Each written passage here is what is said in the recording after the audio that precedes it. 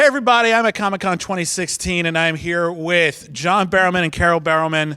They're the authors of this new comic, Torchwood, but you may know him from other things, like Shark Attack Megalodon, one of my favorites. Great, thank you. One of the best. But also Torchwood and, of course, The Flash and Green Arrow, and you're going to be on Legends of Tomorrow now, right? Yes. That's insane. Totally insane. So your career is going rather well. And you keep coming back to Jack Harkness. What is it that keeps you coming back to Jack Harkness? I think, first of all, that Jack is loved. Jack is, and you know, my sister and I have you travel a lot around the world to go to different cons and stuff. I am all over the place, and everybody always says to me, "When are you bringing Jack back?" So it seemed the smart thing, you know, that if nobody else was doing it, that we should take it on board. And I feel I know, you know, Jack really well. My sister knows Jack really well. We talked with Russell. We got the blessing, and you know, everyone's happy that Jack is back, and it's now moving it forward.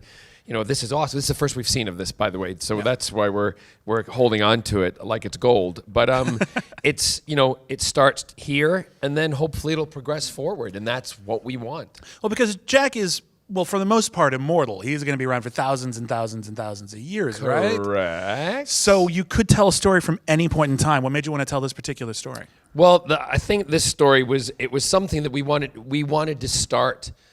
We basically were said, you know, create the new Torchwood.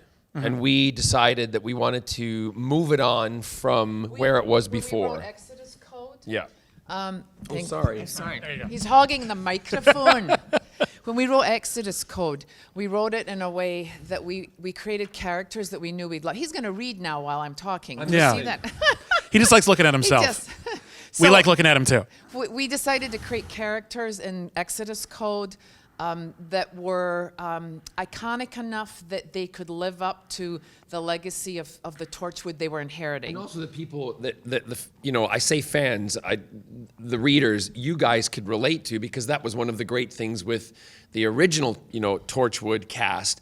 Everybody was a character that everybody could relate with. And so when, you know, Carole and I discussed it and we said with Exodus Code, we had no idea we were going to move in this direction with it, but in the back of our heads, I said, you know, we talked about it, create these characters that are going to be iconic, they're going to live a long time, and also that the fans are going to love. If we do go somewhere else with them, we can take them with us, and that's what we've done.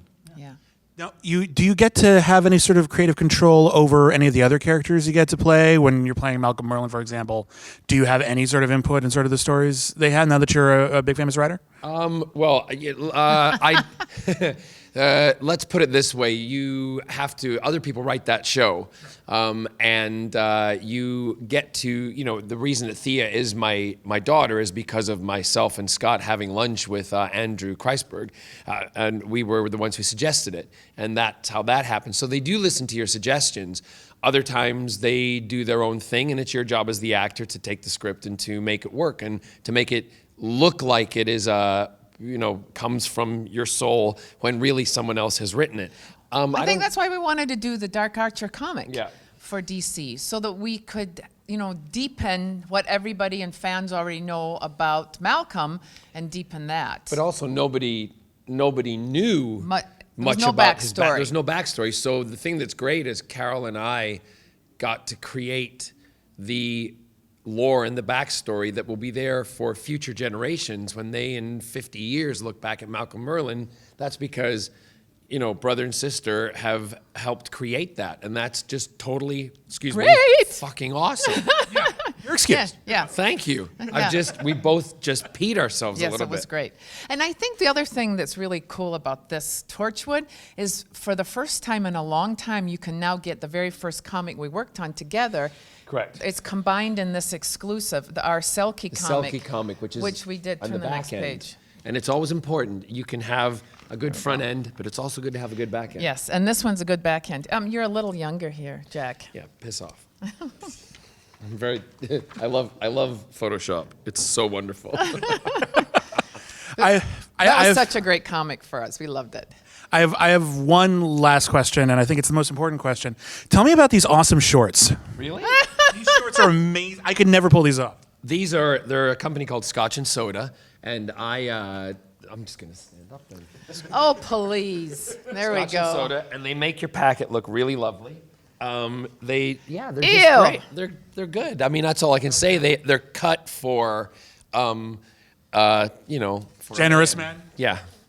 Can we just say one last thing about how great this cover is from Tommy Lee Tommy Lee Edwards? Yeah. Yeah, brilliant. Amazing. Seriously, this is the one thing that's exciting about this. It's the new Torchwood. We hope to move it further.